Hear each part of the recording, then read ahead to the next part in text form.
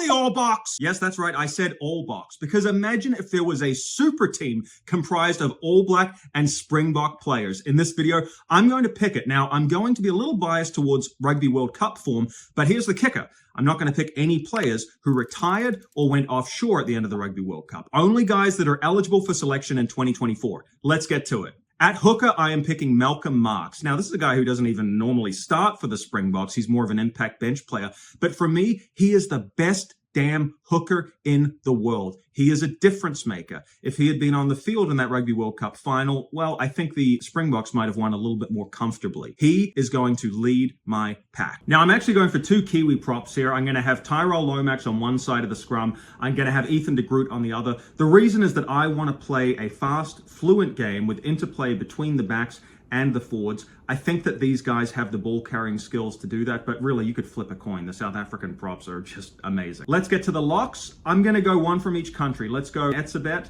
as one pillar, Scott Barrett as the other. These two guys together, my God, that would be a formidable locking duo. Now let's go to the loosies. For me, this is an easy one. Number 6, Sia Khaleesi, and guess what? He's my captain. Yes, this is shocking. I'm an All Black fan. I'm picking the Bok player as my captain. Whew, can't believe I just did that. But, you know, his work speaks for itself. He did lift the Webb Ellis trophy. For me, he absolutely deserves to lead this fantasy team in my head. So we're going to have Sia at 6, and we're actually going to go Peter Steff at 7. This guy is just passionate, driven, physical, smart, everything you could want in a number 7. And most importantly, when there's a big game, he lifts to another level. Now, I've heard some rumors that he might be retiring, but, you know, we'll see. I think he's going to play some more test matches.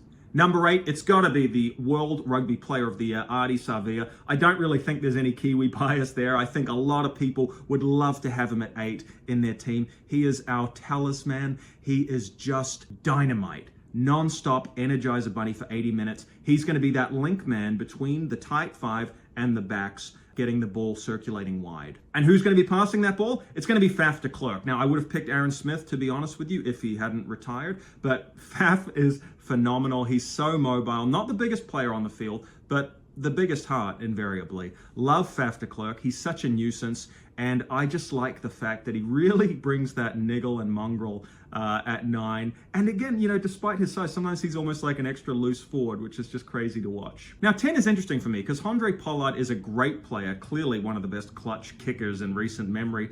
But he can also be a little bit stolid, certainly compared to someone like Damian McKenzie, who is just such a fluent attacker. So I'm a little bit torn here, but what I'm going to do is I'm going to put McKenzie on the bench, and I'm actually going to start with Pollard, because I think having his game management and goal-kicking ability is going to be crucial if some of these games get tight. At number 12, I'm going to go with Beauden Barrett. I think he has come of age. His move to the midfield, one of the best developments in New Zealand rugby in the last couple of years. But I'm going to put him with Creel. Now, even though Rico Ioane is forming a pretty magic combo with Barrett that I think is getting better and better and is really going to peak at the 27 World Cup, Creel is just, he's an out-and-out center. He's strong. He distributes well. He's a menacing presence. He brings some punch to the defense. And yeah, I think we need him out there. So I'm going to pick Creel and Barrett as my midfield combo. I'm going to go with Cheslin Colby at number 11. I'm going to go with Will Jordan at number 14.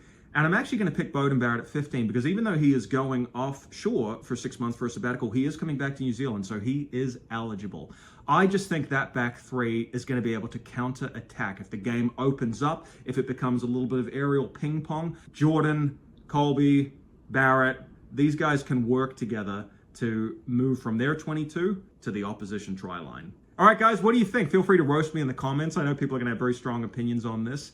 Who would you pick to captain the team? Do you think Sia Khaleesi was a good choice? Let me know. Please subscribe if you're enjoying these rugby commentaries, and I'll see you for another one real soon. Take it easy, guys. Bye for now. Whoosh.